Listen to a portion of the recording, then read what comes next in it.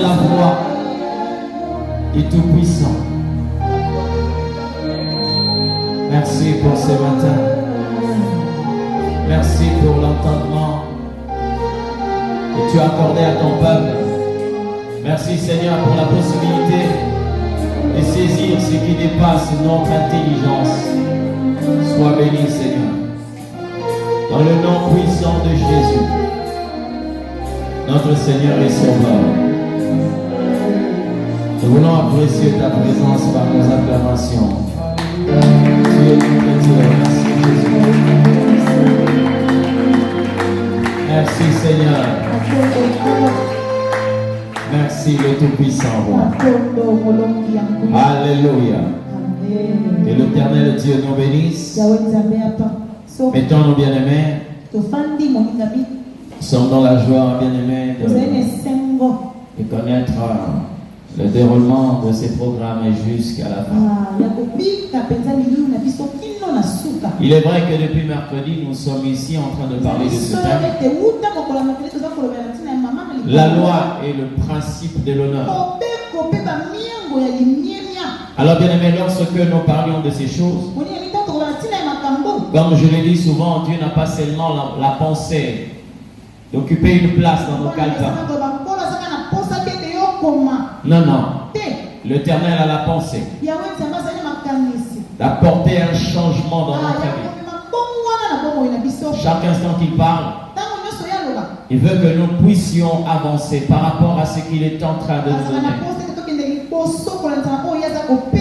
Amen. Il nous sera difficile de revenir sur tout ce que nous avions dit durant la semaine. Mais ce thème était constitué de deux sous-thèmes. Nous avions parlé sur la loi de l'honneur et nous avons parlé sur les principes de l'honneur. Et nous sommes en train de continuer sur les principes. Mais en ce qui concerne la loi de l'honneur, je l'ai dit, Dieu est le seul et il constitue la colonne principale pour ces sous-thèmes. Et ce texte que nous avions lu constitue ce texte qui soutient cette pensée. Dieu honore ceux qui l'honorent et il méprise ceux qui le méprisent. Alléluia. Par ces textes de la Bible, nous avons deux types de personnes sur terre. En dehors de ce que nous connaissons, l'homme et la femme, le puissant et le faible, le petit et le grand. Ce texte nous fait savoir qu'il existe deux types de personnes dans ce monde. Ceux qui honorent Dieu et ceux qui méprisent Dieu. Il n'y a pas de position intermédiaire. Soit vous honorez le Seigneur, soit vous le méprisez. Et vous le savez très bien, pour ceux qui méprisent Dieu, les conséquences sont là. Et ceux qui honorent Dieu, les avantages sont aussi là. Dieu étant un Dieu juste, il ne va jamais contredire ses propres principes. C'est-à-dire, Dieu ne peut jamais honorer ceux qui le méprisent. Et il ne peut jamais mépriser celui qui l'honore. Jamais. Alors l'honneur que nous devons à l'Éternel ne provient pas de ce que nous avons maîtrisé. Pour honorer l'Éternel Dieu, nous devons faire ce que lui veut.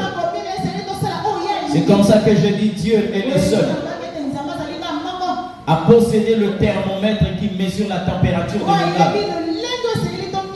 Et aussi l'indicateur qui montre le degré du mépris. Le fait d'être à l'église ne signifie pas que vous honorez l'Éternel. Non, non. Et j'ai parlé ici sur le temps, le comment. Parce que quand nous arrivons à l'église, la Bible est en train de dire les pas de celui qui marche sont au pouvoir de l'Éternel. Il y a quelqu'un qui peut se rendre à l'église et il y a celui que l'Éternel Dieu peut amener à l'église. Nous avons deux types de personnes. Aujourd'hui, si tu es celui qui est venu à l'église, il est possible que dans ton déplacement, que tu ne respectes aucun principe de Dieu. Vous comprenez ce que je dis? J'ai parlé d'Ésaü, qui est arrivé avec ce que son père avait demandé, mais qui n'avait pas reçu la bénédiction. Pourquoi? Il y avait le facteur temps. Il est arrivé, mais pas au moment où il devait arriver. Un deuxième élément, lorsque nous faisons quelque chose, est-ce que nous le faisons selon l'amplitude de Dieu? Il n'est pas seulement dit que nous devons faire, mais le comment est important. Comment le faire? Parce que je peux faire quelque chose que Dieu m'a demandé, mais je le fais selon moi. Amen. Vous regardez le texte entre Anania et Saphira. Ce couple a fait quelque chose que l'Éternel était en train de leur demander. Mais leur plus grand problème, ils ont fait cette chose selon eux et non selon Dieu. Et vous savez ce qui leur est arrivé. Le problème n'est pas de dire que j'ai fait ce que l'Éternel m'a demandé de faire. Mais est-ce que tu l'as fait tel que le Seigneur a voulu que tu le fasses? Amen. Au moment où Dieu demande à Abraham de lui offrir un fils, Abraham n'avait pas seulement Isaac, il avait aussi Ismaël. Bien que Ismaël n'était pas proche de lui comme Isaac. Donc si Abraham était parti prendre Ismaël pour l'offrir en holocauste, il n'allait pas rencontrer la pensée de Dieu. Mais pourtant, Ismaël avait le même sang qu'Isaac. Ismaël avait le même père qu'Isaac. Mais ce n'était pas celui que Dieu avait demandé. Amen. Faites attention. Simple fait de venir à l'église ne signifie pas que vous avez honoré Dieu. Votre présence à l'église peut aussi être un mépris à l'égard de Dieu. J'aimerais être clair par rapport à ce point. Amen. Que vous ne puissiez pas vous tromper. Nous allons lire un texte de la Bible. Le même texte après que nous allons rentrer dans les principes. 1 Samuel chapitre 2, le verset 30. Si tout le monde est là, lisons la parole du Seigneur. 1 Samuel chapitre 2, le verset 30. C'est pourquoi, voici ce que dit l'Éternel, le Dieu d'Israël. J'avais déclaré que dans ta maison et la maison de ton père marcherait devant moi à perpétuité. Et maintenant, dit l'Éternel, loin de moi, car j'honorerai celui qui m'honore. Mais ceux qui me méprisent seront méprisés. Quelqu'un dit Amen. Que Dieu nous bénisse. Alléluia.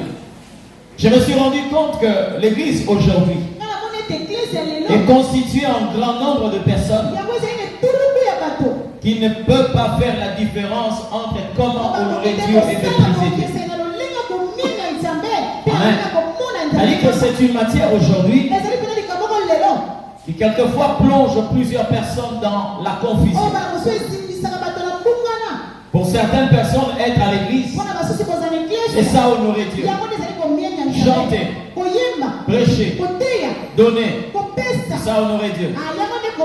Mais retenez ce que je dis.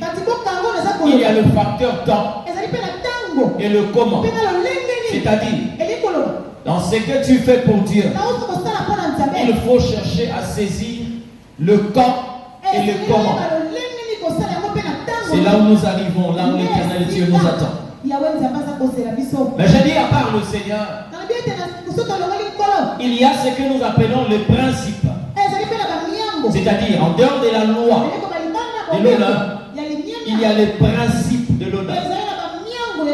Alors sur le principe, le premier point, nous avons épinglé l'honneur dû aux parents. L'honneur dû aux parents. Bien aimé dans le Seigneur, je reviens encore sur ce point. Beaucoup de personnes aujourd'hui se retrouvent dans des problèmes à cause de ces textes-là. L'Éternel Dieu a déclaré en disant: honore ton père et ta mère, afin que tu vives longtemps sur la terre. C'est un commandement avec promesse. Et quand il parle des parents, je l'ai bien précisé ici, Dieu a nommé les choses telles qu'elles doivent être. Il a commencé par le père et la mère. D'accord? Pourquoi il parle de la sorte? C'est parce que dans le foyer, dans le couple, il y a deux personnes. Mais ces deux personnes-là ne constituent pas les deux têtes. Il y a un chef et il y a celui qui vient après le chef. L'Éternel a déclaré que le mari est le chef de la femme. J'ai parlé ici aux familles, au peuple, aux enfants, un certain nombre de personnes qui quelquefois se versent dans cette confusion. Je n'ai pas mâché les mots lorsqu'il fallait même fustiger les comportements de certaines cultures, de certaines traditions. On vous dit par exemple que dans tel coin, dans telle tribu, c'est le matriarcat.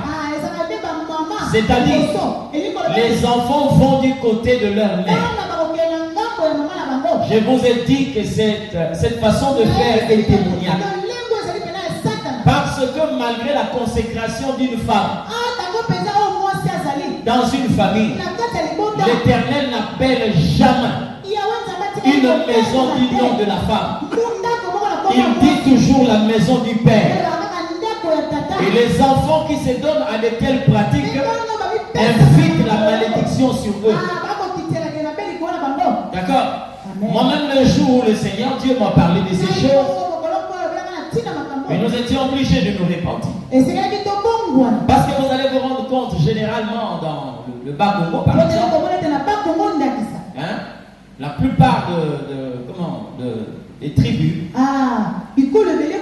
du sud, hein, vous allez vous rendre compte que les enfants ont toujours un penchant vert.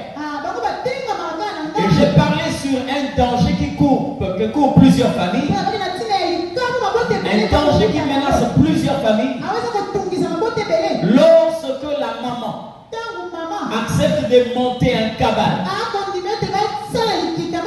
avec des enfants contre leur père, cette famille est vouée à la malédiction. Vous comprenez ce que je dis? Oui. Parce que Dieu regarde une famille au travers d'un homme. Même si votre maman est pasteur et que votre père est un soulard, Dieu voit cette famille au travers de cet homme. Parce qu'il y a un principe, Dieu ne viole jamais une autorité que lui-même a établie. Vous comprenez ce que je dis? Amen. Alors vous devez faire excessivement attention.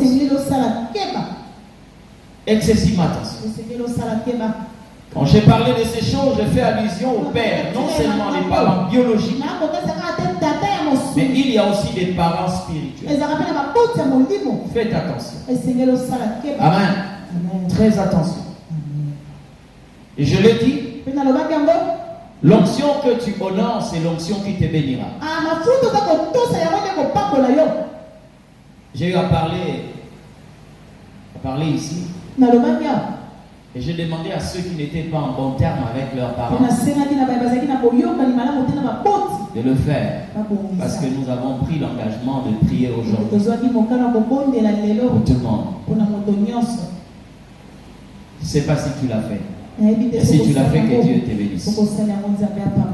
Cherche celui-là qui doit normalement être une bénédiction pour toi. Je ne dis pas que lorsque tu es accro, par exemple, à ta maman, que ce ne sera pas bénédiction. Non. Et les femmes, pour les mamans qui êtes là, ne donnez jamais l'opportunité aux enfants de monter leur penchant de votre côté au mépris de leur père. Tu ouvres une malédiction sur ces enfants-là. Amen. Parce que nous entendons plusieurs femmes quelquefois le dire. Et il y a même des femmes qui montent des enfants contre leur père. Jamais.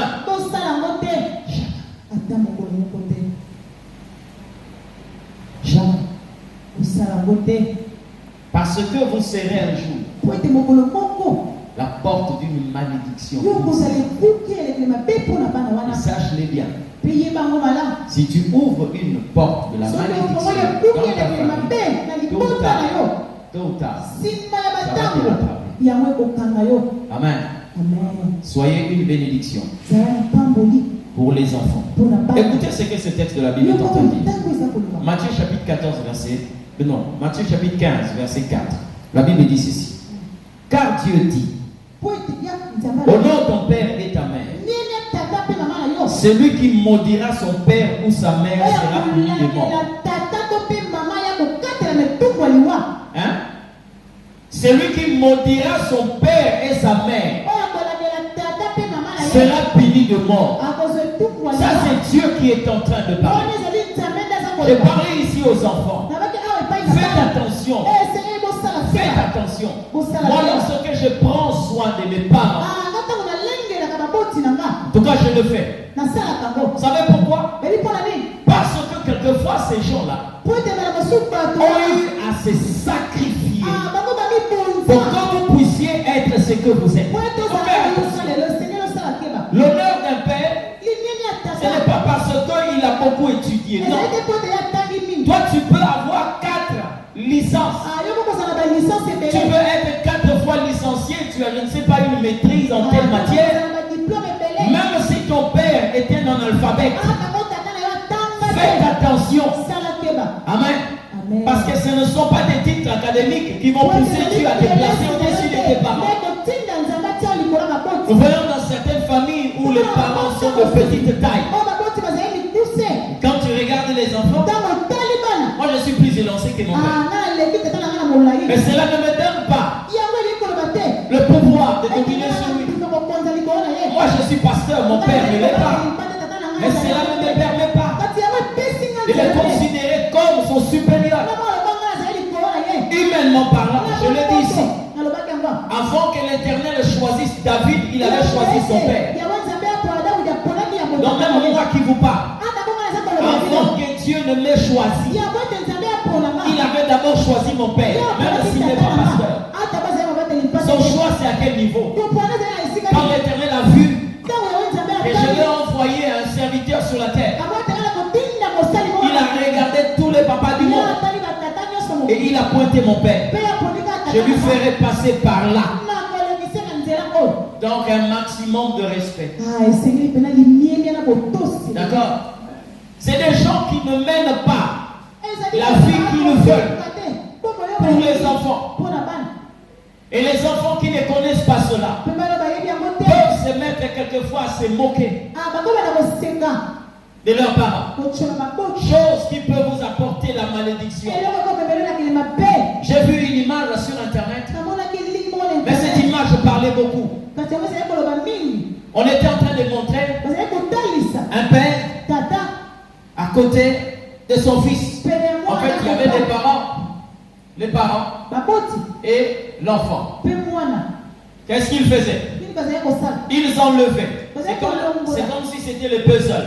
Vous connaissez le jeu, là? Le puzzle. Donc, ils enlevaient des pièces pour compléter des parties vides dans l'enfant. Et au fur et à mesure qu'on enlevait la pièce au puzzle, le parent restait vide et l'enfant était complet. Alléluia. L'enfant était complet. Jusqu'à ce que l'enfant est devenu complet. Mais le parent était vidé de beaucoup de parties. C'est ça en fait la vie. Un enfant qui méprise un parent, même quand il ne te parle pas, tu attires la malédiction sur toi. Et je le dis, évitez en tant qu'enfant qu'un parent, que ce soit la mère, que ce soit le père, verse des larmes sur vous. Amen. Même quand il ne parle pas, cela est une malédiction pour toi. Lorsqu'un parent commence à s'inquiéter se lamenter sur toi, ce n'est pas une bénédiction. Amen. Amen. Ce n'est pas une bénédiction. Ces gens-là méritent l'honneur. Un enfant peut commencer à rigoler, à se moquer d'un père qui a un cinglé par exemple troué. Mais il ne se rend pas compte. La santé qu'il a vient de ce cinglé troué. C'est-à-dire quelquefois il se prive d'acheter un cinglé, c'est pour te nourrir. Il se prive quelquefois d'acheter une chaussure, c'est pour ta scolarité. Mais lorsqu'on ne comprend pas, on peut commencer à se moquer d'un tel parent. J'ai dit aux enfants, pour cette semaine au moins, faites quelque chose pour arracher ne fût-ce qu'une seule parole d'un parent pour te dire que Dieu te bénisse. Amen. Amen. C'est que là, tu ne vas pas crier, mais si quelqu'un maudit son père ou sa mère, il sera puni de mort. Je suis dans le principe. Retenez ce que la Bible est en train de nous montrer sur les principes. Comment est-ce que vous pouvez vivre dans l'honneur? Je suis en train de récapituler quelques points. Lorsqu'il s'agit des principes et l'honneur, c'est-à-dire des principes qui vont te conduire à l'honneur, vivre dans l'honneur. Il y a des parents que tu dois honorer, des parents biologiques et spirituels. Mais il y a aussi des hommes élevés en dignité. D'accord? Des hommes qui sont élevés en dignité, en gloire. N'essayez pas de mépriser quelqu'un qui est dans la zone de son honneur. Faites attention. Très attention. Alléluia. Amen. Parce qu'aujourd'hui, beaucoup de personnes ont des problèmes à cause de ça, mais ils finissent par prier l'Éternel. Avoir l'argent, c'est bien. Mais posséder une éducation qui te permet de vivre en société, c'est mieux. Une très bonne éducation qui te permet de vivre en société. Bien aimé, on peut avoir des domestiques chez soi, des sentinelles, des bonnes. Mais bien aimé, est-ce que vous savez que ces gens-là ont aussi leur famille? Imagine-toi que tu as une sentinelle et que tu trouves quelquefois en chemin avec sa femme et ses enfants. Mais tu te permets quand même de serrer les tons sur cette personne. Amen. Amen. Là où il est là, il est dans le rayon de sa domination. Il est entouré de personnes qui l'honorent. Il peut te répondre méchamment pour défendre son honneur. Mais pourtant, c'est toi qui le payes. Alors lorsqu'il va te répondre mal, tu seras humilié. Mais parce que tu n'as pas compris que ce n'était pas le terrain approprié pour le traiter comme une sentinelle. Vous comprenez? L'honneur a des principes. Vous savez pourquoi Jean-Baptiste a été arrêté? Vous savez pourquoi? Il se présente devant Hérode. Mais Hérode, ce n'est pas David. C'est David qui pouvait accepter la remarque de Nathan en face des gens qui étaient sous son administration. Il dit, oh, regarde ce qui s'est passé dans ton royaume. Un homme a pris la seule bête que l'autre avait pendant que lui en avait beaucoup. Et David a dit, cet homme-là c'est qui? Je veux le tuer dans son royaume. Nathan lui a dit, cet homme-là c'est toi. Voyez la manière dont Nathan est entré. Jean-Baptiste est venu devant Hérode. Hérode sur son trône en tant que roi, entouré de ses conseillers. Jean-Baptiste vient et dit, il n'était pas permis de prendre la femme de ton frère. Hérode n'est pas David. Quand il a regardé ses subalternes, alors il a voulu imposer son autorité. Il dit, baptiste est parti. Vous comprenez ce que je veux dire? C'est-à-dire les gens qui sont élevés en dignité, il ne faut jamais leur manquer d'honneur. Amen. Amen. Vous devez leur accorder l'honneur qu'ils méritent. Ce n'est pas seulement avec ceux qui sont élevés, en tant que politique, en tant que général ou quoi, non. Même dans ta maison. Dans ta maison. Beaucoup des hommes commettent cette erreur. Il faut faire attention. Quand on dit que le mari est le chef de la femme, le chef de la femme, mais quelque part la femme aussi a une autorité dans la même maison. La même Bible dit, une femme sage bâtit sa maison. Quand on dit sa maison, il ne s'agit pas d'une veuve. Donc même son mari est là-dedans. Mais le mari est en chef. Ça veut dire quoi? La femme a aussi des personnes qu'elle domine. Les enfants. Et un homme qui connaît ces choses ne peut jamais commencer à ridiculiser une femme devant les enfants. D'accord?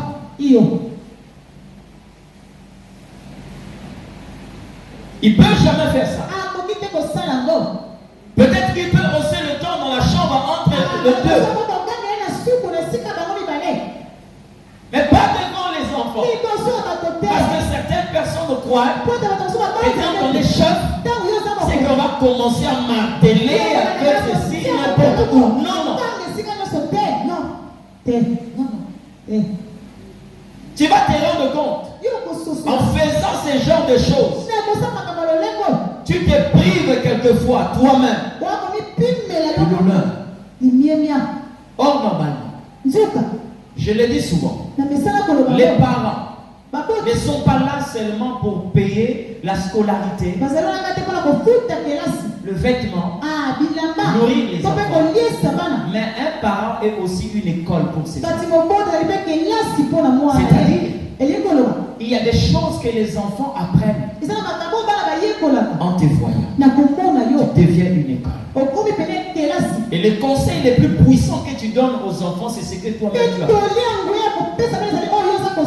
Tu ne diras jamais aux enfants, je ne veux voir personne ici prendre la bière. Mais quand tu parles comme ça, toi-même tu es comme ça. Est-ce que vous écoutez? Mais qu'est-ce que les enfants vont faire? Mais parce que la meilleure école, c'est ce qu'ils voient là. Toi-même, tu es d'abord sous. Mais tu interdis aux enfants de ne pas s'empiffrer d'alcool. Tu demandes la chose et son nom. La femme aussi. Parce qu'il y a des femmes comme ça qui peuvent commencer à vociférer devant un homme pendant que ses enfants sont là. Hein? Cet homme-là peut faire quelque chose pour défendre son honneur. Mais pourtant, il ne voulait pas le faire. Mais il a fait parce que l'honneur est en train de le réclamer. Et il pose ses actes. Amen. Amen. Il y a des principes. Des principes qui gouvernent l'honneur. Et chaque personne doit tenir compte de ces principes si vous voulez normalement vivre.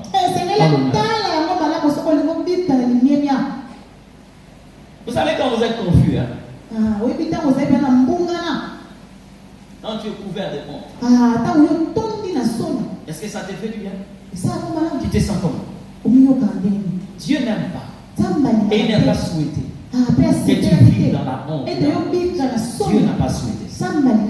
C'est pourquoi il nous a donné une litanie de choses que nous devons normalement observer. Il n'y a pas que des hommes élevés en dignité en gloire, mais il y a aussi des vieillards.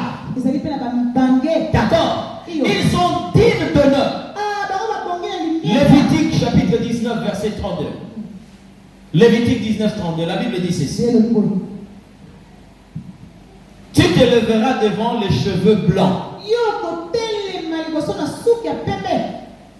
et tu honoreras la personne du vieillard. Tu craindras ton Dieu. Je suis l'Éternel. Mais or aujourd'hui, nous vivons dans une génération génération où lorsqu'on est vieux, vous devenez la cible de tout mépris. Mais or, la Bible est en train de dire, tu vas honorer le vieillard. Tu vas t'élever devant des cheveux blancs. Amen.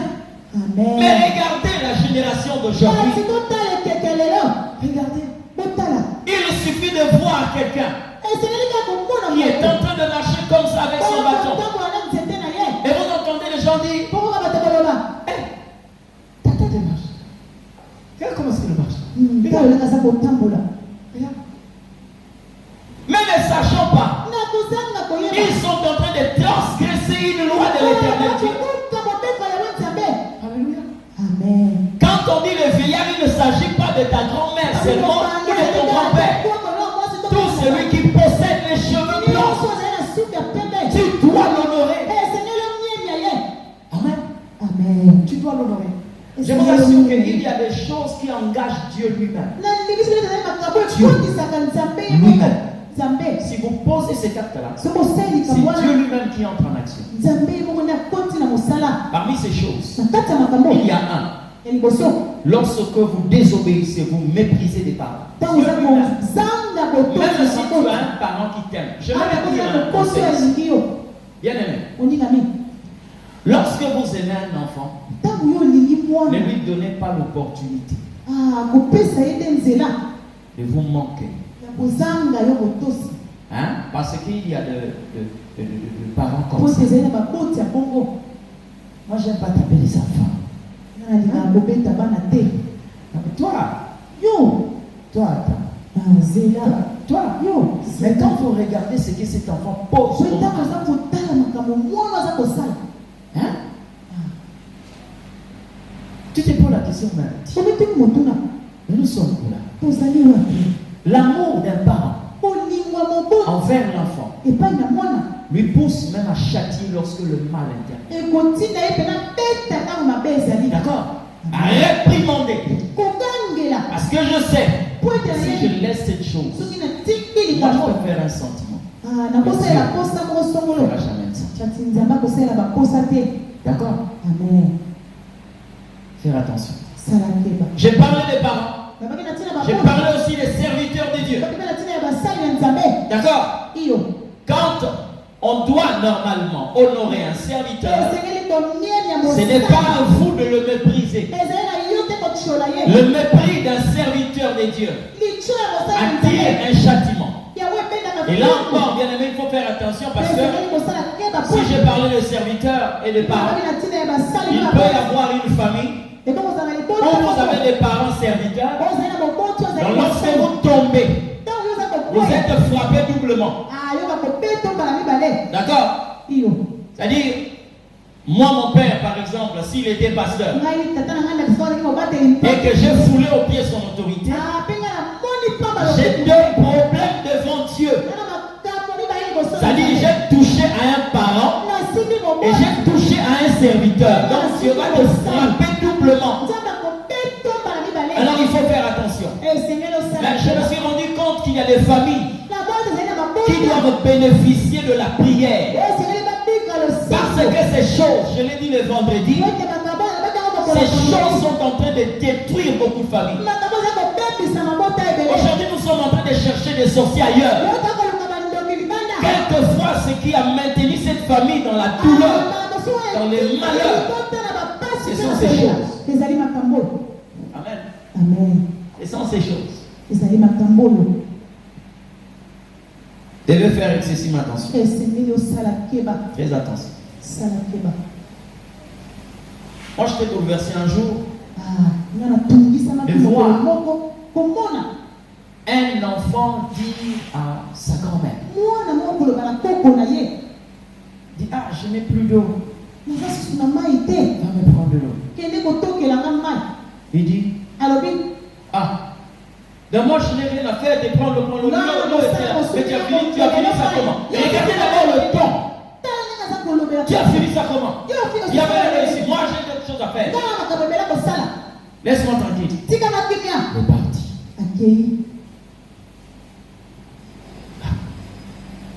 Et ça c'est quoi? Je me suis suis approché de cette fille. Elle avait besoin. Mais curieusement, la chose, le récipient qu'elle avait, c'était un seau d'eau. J'ai pris ces seaux d'eau, je suis allé puiser pour la donner.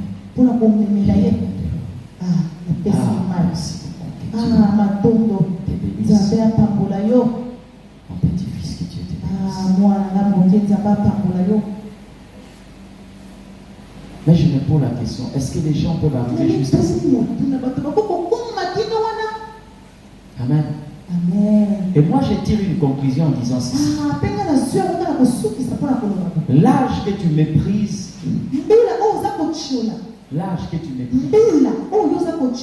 en réalité, c'est comme un vœu que tu as fait de ne pas atteindre.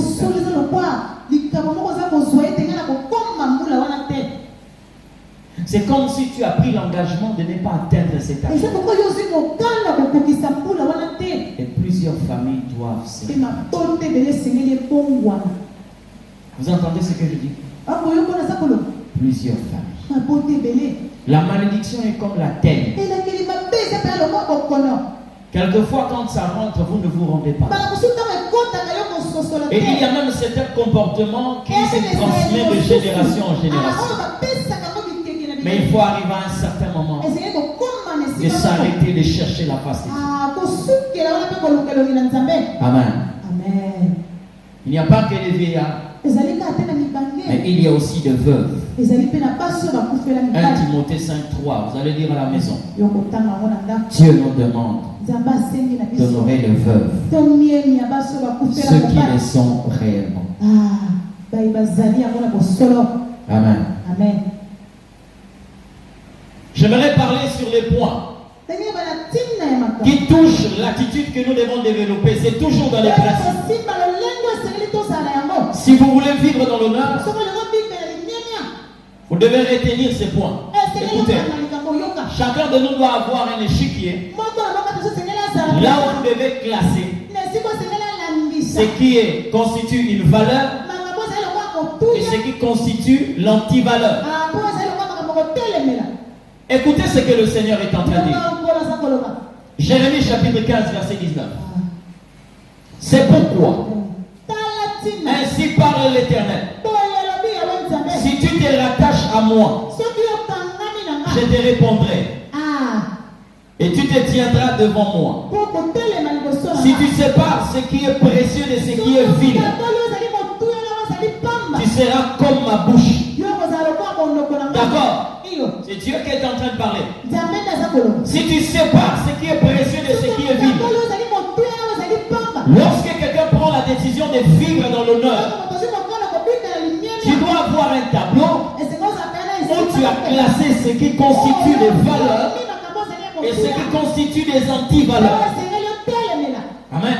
Amen. Et quelquefois, on est loin de l'honneur lorsque nous attachons à ce qui constitue un déshonneur. D'accord? Lorsque vous embrassez ce qui est loin d'être un honneur, je veux partir de votre vie.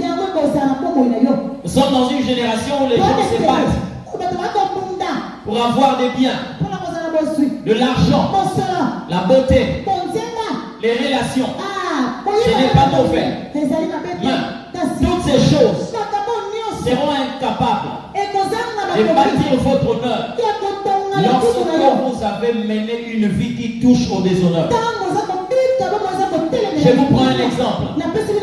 Une femme qui a mené une vie de légèreté. Parce que bien aimé, l'honneur, ça c'est bâti. Tu as mené une vie de légèreté. Et à un certain moment, tu as accumulé beaucoup de biens. Tu as accumulé beaucoup de biens.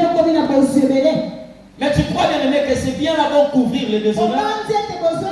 Et quand tout le monde te regarde, la première réaction c'est quoi?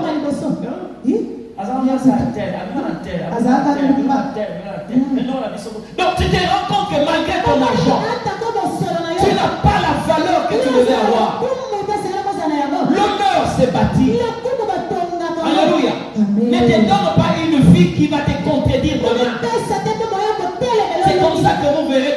société, il y a des gens, malgré les gardes, malgré les véhicules, les gros cylindrés, malgré le titre, malgré la position, vous allez entendre, quand il arrive quelque part, les gens quelquefois ne voient pas la garde.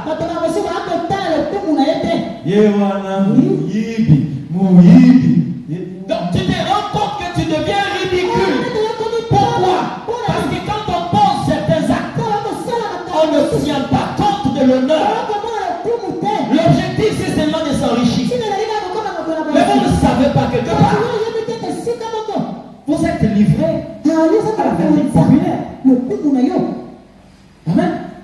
Vous verrez quelqu'un avec la garde arriver comme ça. Vous entendez les gyrophares. Dès qu'il descend là, en train de saluer la foule. Donc tu te rends compte que malgré tes biens, mais tu as perdu l'honneur. Alléluia. Ne sois pas parmi ces gens-là. Ne sois pas parmi ces gens. Donc coûte que coûte, il faut que je sois. Coûte que coûte, il faut que j'ai telle chose. Mais que fais-tu de l'honneur? L'honneur. Que fais-tu de l'honneur? Il y a des gens malgré qui n'a rien. Mais lorsqu'on parle de lui, c'est tout le monde qui tient sa langue dans la poche. Parce qu'on sait que cet homme est un homme de valeur. Cet homme incarne une valeur. Alléluia. Amen.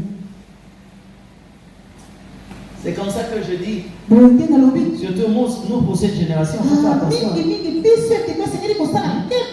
Tu sais que tes publications là peuvent rester même pendant 50 ans.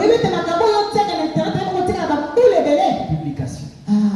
Ça peut rester pendant 50 ans. Hein? Pendant que tu fais cette folie avec les amis. Ok?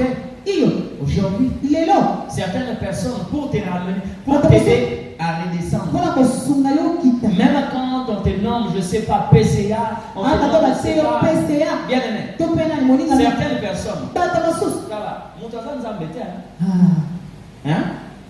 Quand tu commets quelque chose devant un homme, l'homme quelquefois n'a pas besoin d'un stylo. L'homme quelquefois n'a pas besoin d'un crayon. Même pas un marqueur. Mais l'homme aura besoin d'un birin. Et il va aller écrire ça sur le béton.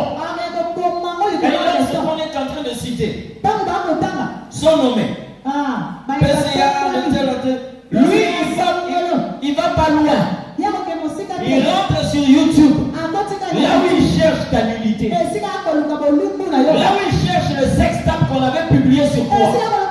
Et automatiquement, lorsque quelqu'un, pendant qu'on est en train de citer ta nomination, lui il est en train de voir le sextape, tu te rends compte que tu vas être rabaissé.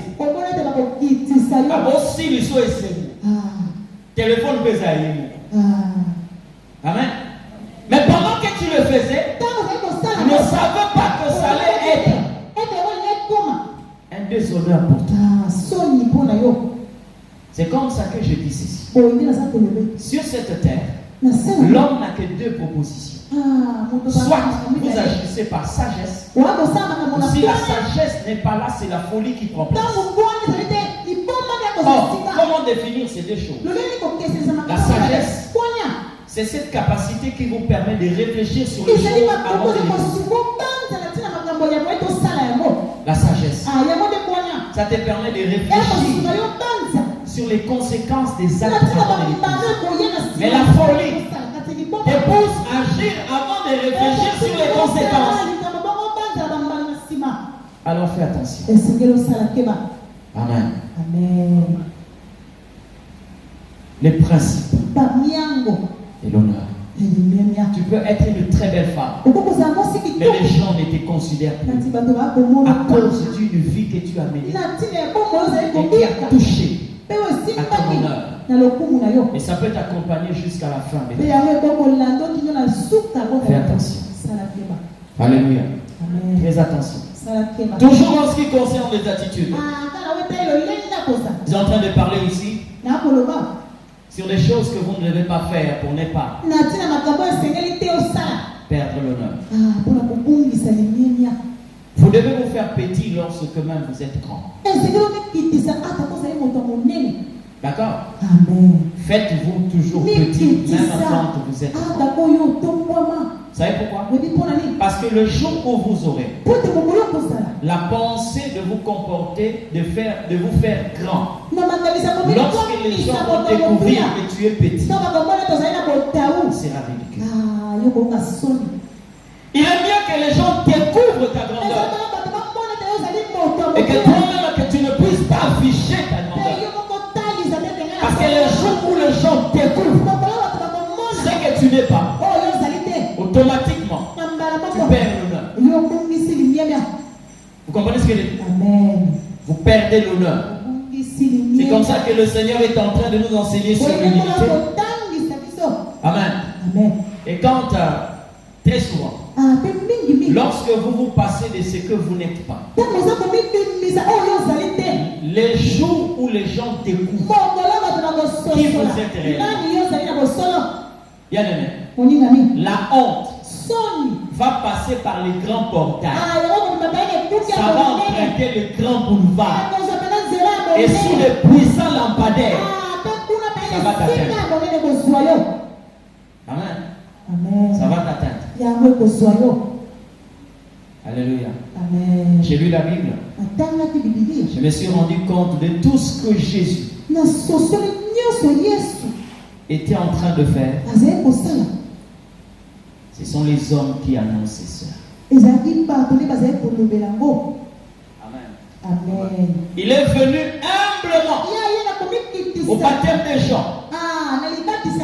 Jésus n'a jamais dit que moi je suis le Fils de Dieu. Mais c'est Jean-Baptiste qui déclare: voici l'agneau de Dieu qui ôte le péché du monde. Alléluia. Même lui-même, Jean-Baptiste, lorsqu'on est venu lui poser la question de savoir est-ce que tu es le Christ, il a dit non. Qui es-tu alors? Tu es Élie? Il a dit non. Mais pourtant, c'était lui, Jean-Baptiste, Élie qui devait venir. Mais il a préféré dire: je suis la voix de celui qui crie dans le désert. Amen. Toi, tu me connais. Laisse quelqu'un découvrir qui tu es. Amen. J'ai aimé le témoignage d'un homme. C'est un homme de Dieu avec qui nous avons de très bonnes relations. Il a un immeuble de 12 appartements. Je crois dans les 6 niveaux. Et il y a des blancs qui louent. Alors un jour, il est monté au 4e niveau. Il était en train de regarder si l'ascenseur fonctionnait. Et il était en train de regarder parce que ces maisons sont opposées, les entrées sont opposées comme ça. Et pendant qu'il était en train de regarder, il y a une dame qui ouvre une blanche. Il dit: et qu'est-ce que vous faites ici? Il dit: non, mais quittez ici, qu'est-ce que vous faites ici devant moi? Quittez ici, allez-y. Il est descendu calmement. Il est arrivé au rez-de-chaussée, il était en train de parler avec quelqu'un. Et quelques minutes après, c'est la dame qui descendait avec son mari. Et le mari dit: ah, bonjour. Comment? Dit: non, ça va. Et la femme lui pose la question: c'est qui ça? Il dit: mais c'est le propriétaire. C'est le propriétaire. Mais je viens de le chasser. Oh, mais toi aussi. Vous sortez grand. D'accord? Là, vous sortez grand.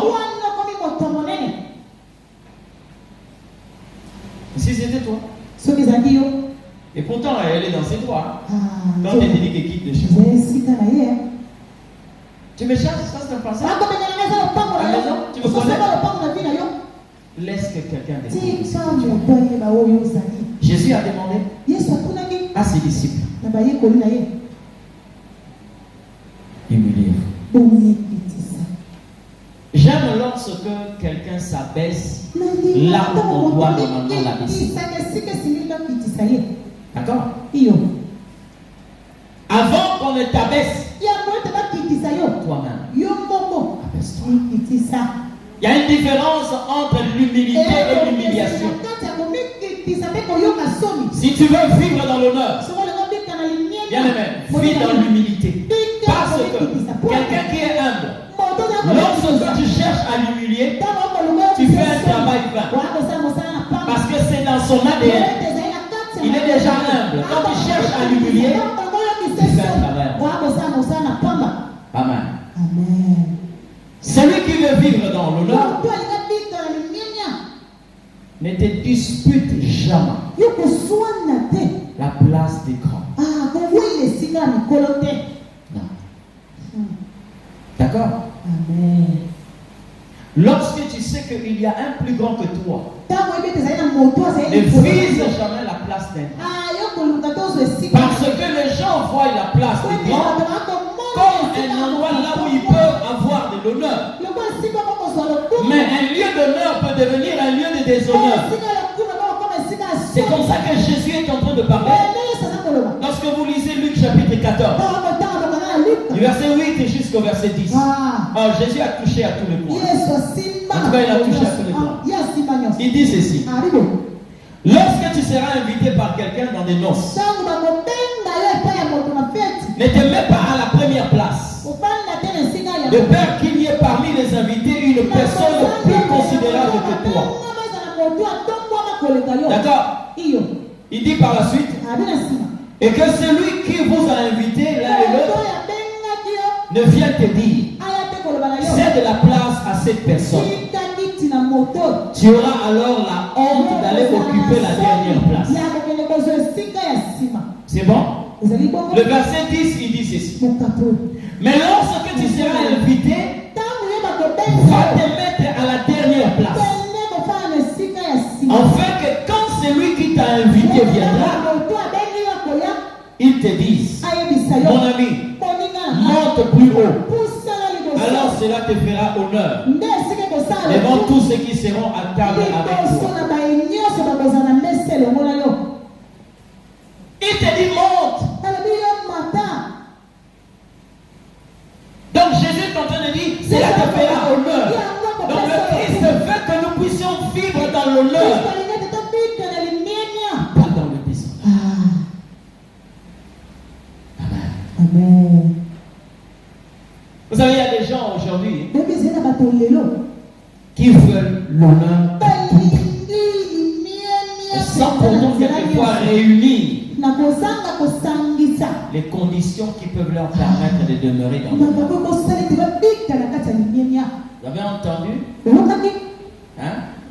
Je le dis souvent, bien aimé. Quand il y a les marches et que tu veux monter, prépare-toi d'abord. Apprends d'abord comment on se positionne lorsque on est dans les hauteurs. Parce que une montée qui n'a pas été préparée peut devenir une honte pour toi. Alléluia. Une montée sans préparation peut devenir un moyen de t'humilier. Vous avez entendu quelqu'un faire un discours en disant, pendant que vous êtes en train de partir, livrer ces matchs, faites le nécessaire de gagner ces matchs, parce que nous savons que vous êtes des adultes, alors montrez votre adultère. Vous avez entendu ça, non? Ouais.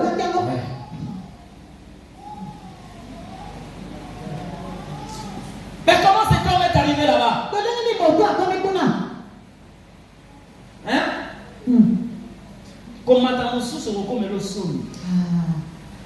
Vous comprenez ce que je dis? Transformé en déshonneur. Oui. Et Jésus ne veut pas de ça parmi ses enfants. Aujourd'hui, nous sommes le 31 juin.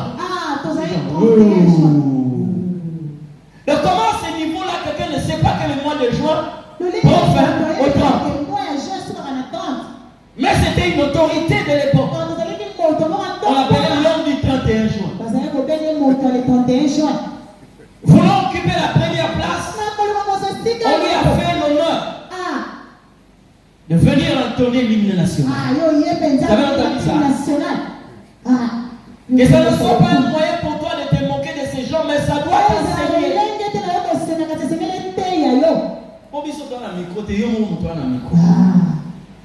Donc même à ta vie sur c'est toi que les gens peuvent entendre. Vous avez entendu ce qui s'est passé? Faites attention. Ne te dispute jamais la place. Laisse qu'on puisse t'amener là. Parce que toute grandeur qui n'est pas méritée devient une honte qui va t'éclater. Alors fais attention. Alléluia. Amen. Il ne faut jamais forcer les gens à accepter quand ils n'ont pas cela dans le cœur. C'est-à-dire, ne force pas les gens à t'accepter lorsqu'ils n'ont pas cette disposition dans leur cœur. Ça sera ridicule. Amen. Amen. Même Jésus n'a pas été accepté par tout le monde. Parce qu'il y a des gens aujourd'hui, coûte que coûte. Il faut qu'on accepte en tant que docteur de la parole. Ne force pas les gens. Parce que l'Éternel Dieu peut planter certaines personnes dans le cœur et telle ou telle autre personne. Regardez. Quand l'Éternel Dieu envoie Élie, il a dit quoi? J'ai ordonné à une veuve de te nourrir. C'est-à-dire que l'Éternel a placé les bonnes dispositions dans le cœur de cette veuve pour te nourrir.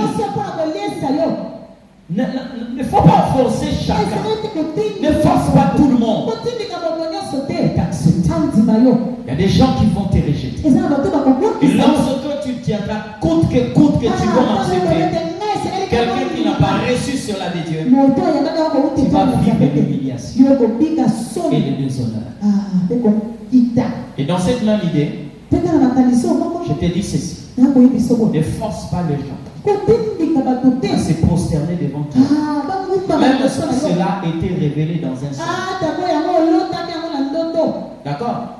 Laisse que cela puisse s'accomplir. Alors les gens se prosterneront d'eux-mêmes. Tu auras des problèmes avec les gens lorsque tu tiendras l'ordicus que toi tu dois te prosterner devant eux. Parce que l'honneur que tu forces peut devenir une humiliation pour toi. Regarde, devant toi, les gens baisseront la tête. Toi, tu vas croire que c'est le signe du respect. Or, ils ont baissé la tête pour mieux rire. Comprenez ce que je dis? Alors, toi, là, tu te rends compte que non, ils ont baissé la tête devant moi. Or, là-bas, ils se sont dit seulement que baissons la tête pour mieux rigoler. Mais toi là-bas, tu considères ça comme un signe d'honneur. Lorsque tu forces les gens à faire ce qu'ils pouvaient faire de leur propre, tu t'attires le déshonneur. Alléluia. Amen. Alors faites attention, très attention.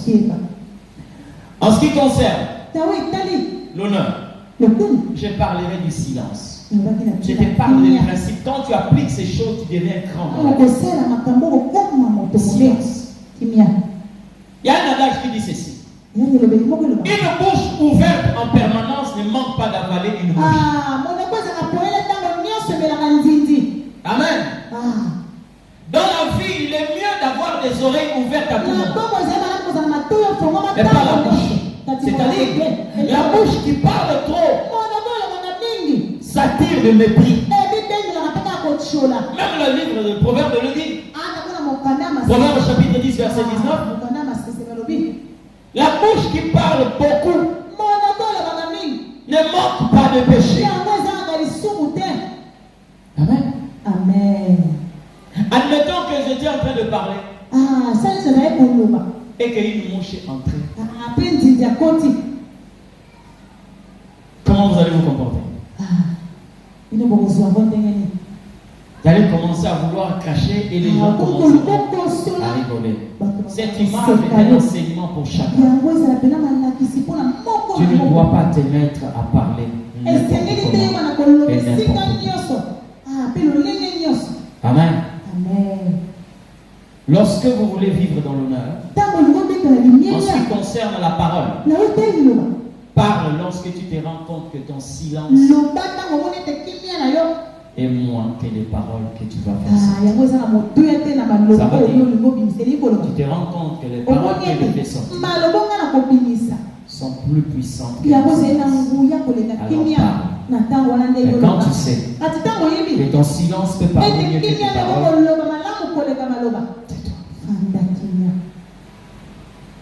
tais-toi. Et vous ne pouvez pas répondre à toute occasion. Il y a des situations que les silences seuls peuvent résoudre. Même dans les accusations. J'avais un ami. Aujourd'hui, il est aussi pasteur, mais il est en Afrique de l'Ouest. Je te parle sur le secret du silence. Son grand frère, comme il vivait chez son grand frère, ils étaient à deux, le frère qui vivait chez leur grand frère. Et le grand frère avait sa femme et 3 petits-enfants. Donc ils étaient au nombre de 7. Il sort l'argent. Il lui dit le matin, va acheter 7 pains. Il va, il achète 7 pains. Il amène. Il pose sur la salle à manger. Sur la table à manger. Et quelque temps après, quand le frère sort, il trouve 6 pains. Il appelle. En disant, tu as acheté combien de pains? Il dit 7 pains. Mais où est le 7e pain? Parce qu'ici, il y en a que 6. Tu as déjà mangé ton pain? Il a commencé à parler. Et tu veux dire que... Parce que les enfants là sont encore là-bas. Il a parlé.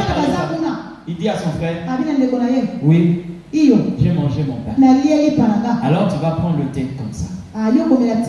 Et il a pris la tasse de café, de lait.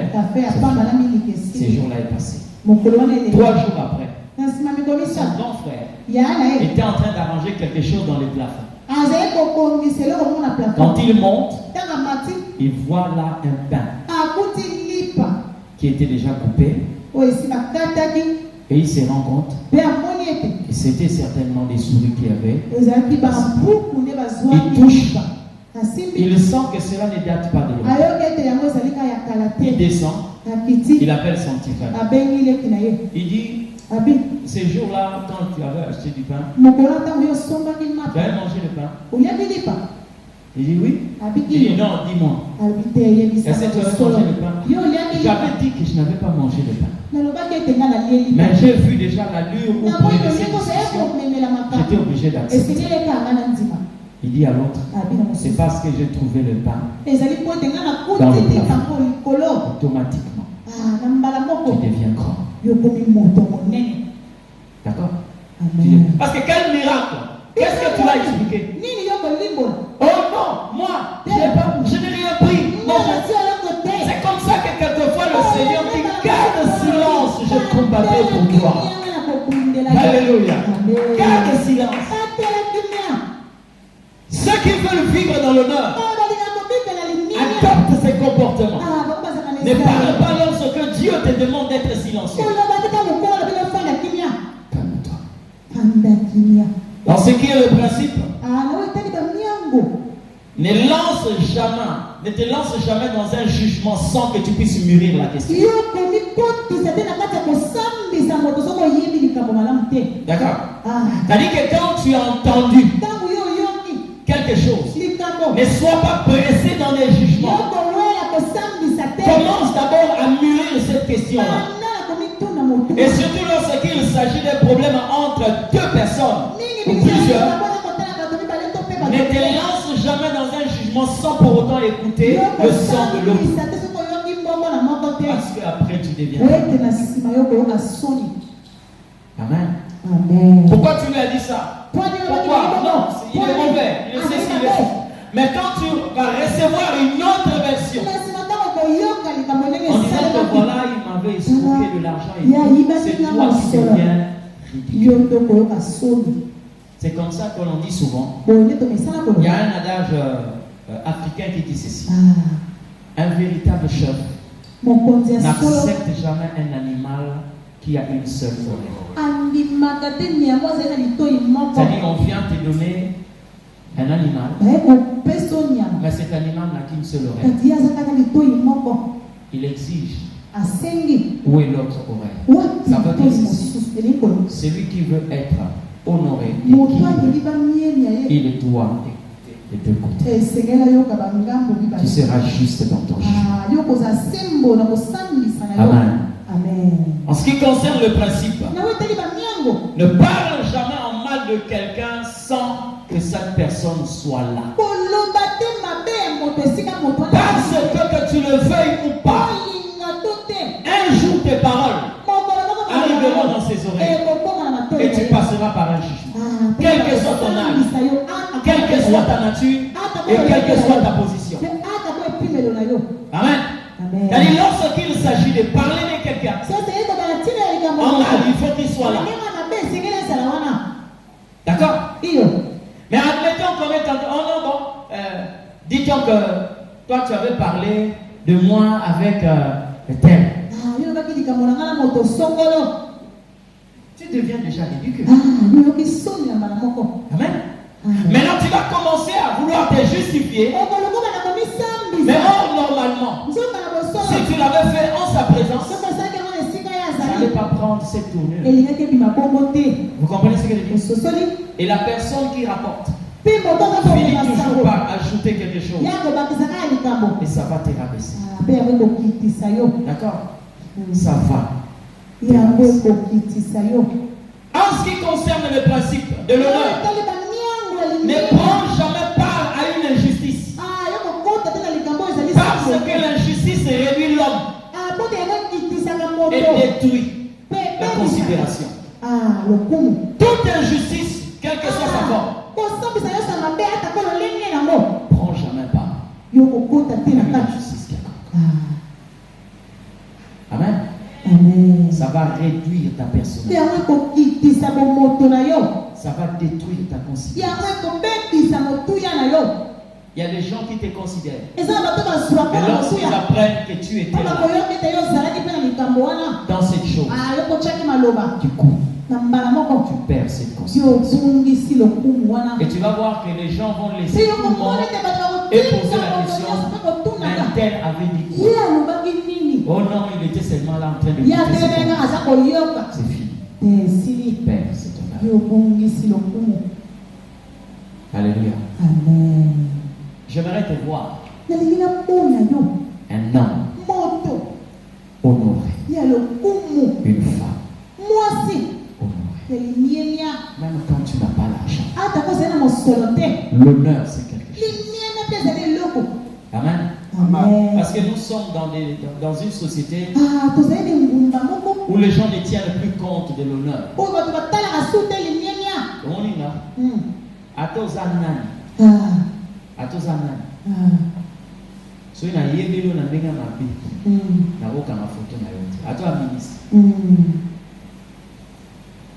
Mais aujourd'hui là, aujourd'hui, surtout dans un pays comme le nôtre, oui, bien que mon tour, vous l'avez oublié. Il y a beaucoup d'années. On va chuter. Est-ce que on peut prendre une photo?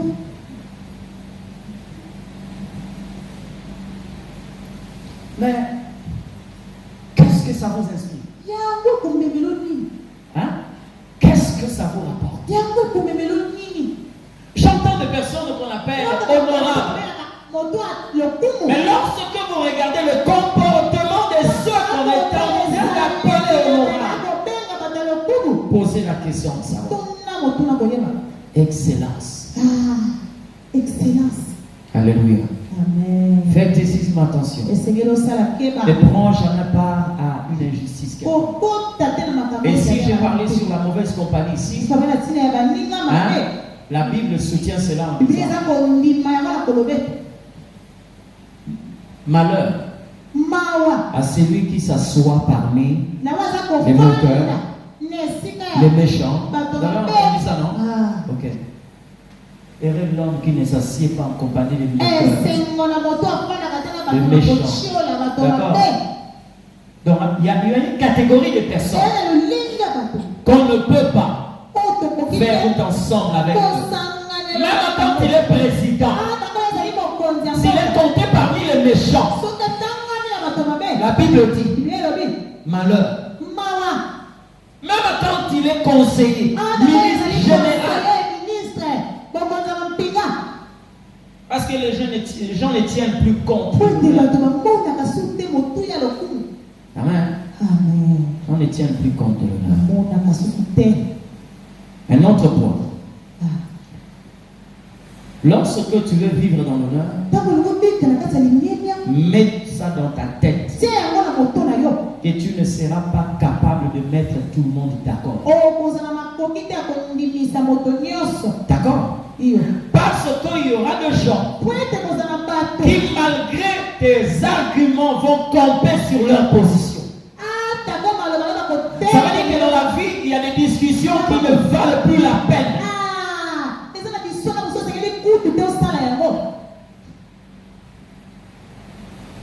Quel que soit ce que l'on peut dire. Vous savez, une fois, j'ai suivi une discussion. J'étais obligé de passer. Pourquoi? Parce que parmi les deux personnes, en fait, les deux personnes qui discutaient, je le connaissais. Mais j'ai vu leur position. Je n'ai pas voulu. Mais lui, là, l'autre dit ceci. Il dit, donc, ceux-là qui vont aller plaider, toi, tu les appelles des avocats. En français. Oui. Ils sont des avocats. Bon, maintenant, c'est qu'on mange là. En français, il dit. Mais c'est un avocat. C'est un avocat. Non. Bien aimé, il était catégorique. Alors, j'ai essayé un peu de ralentir pour écouter les raisonnements. Et l'autre qui refusait a dit ceci. Non. En français, c'est quand ceux qui vont plaider sont des avocats. C'est vrai. Mais c'est qu'on mange. En français, on appelle ça savocat. Il était tellement sûr de sa position. J'étais obligé de passer.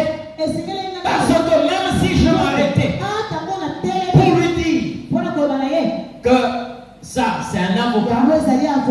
Celui-ci, c'est un avocat. Il va aussi me mettre dans ce lot-là. D'accord? J'étais obligé de passer.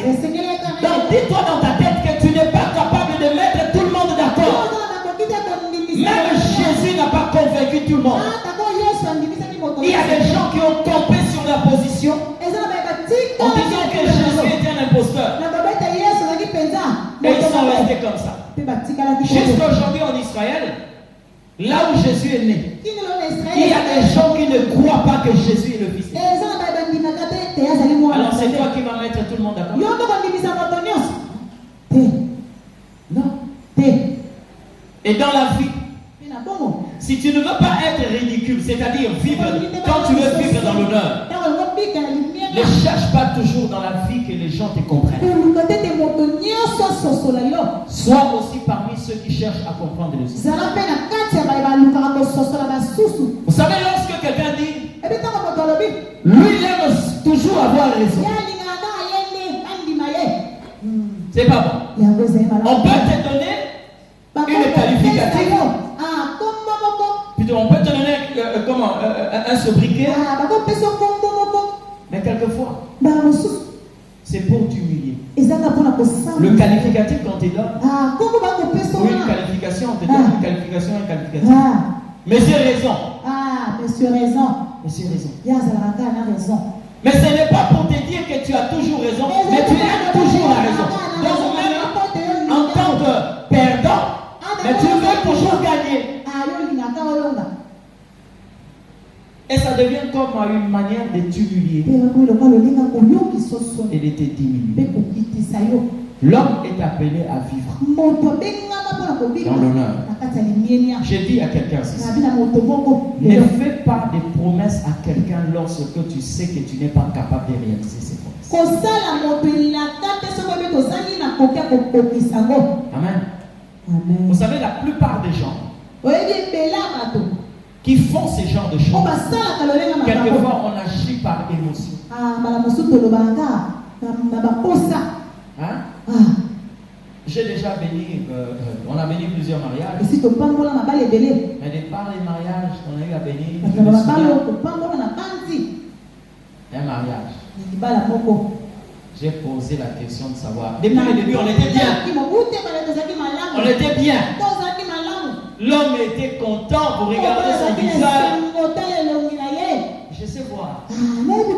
J'ai posé la question de savoir: est-ce qu'il y a quelqu'un dans cette assemblée qui sait que ses frères lui avaient promis le mariage et qu'il n'est pas d'accord qu'on puisse bénir ce mariage? Bien aimé, j'ai senti la respiration de quelqu'un.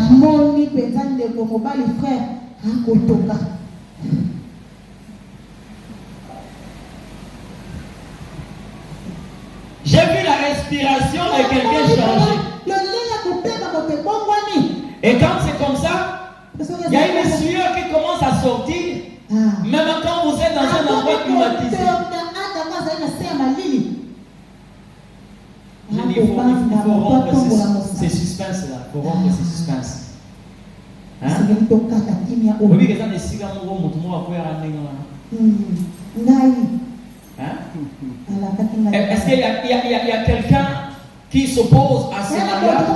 Peut-être qu'il y a le frère, il y a la soeur,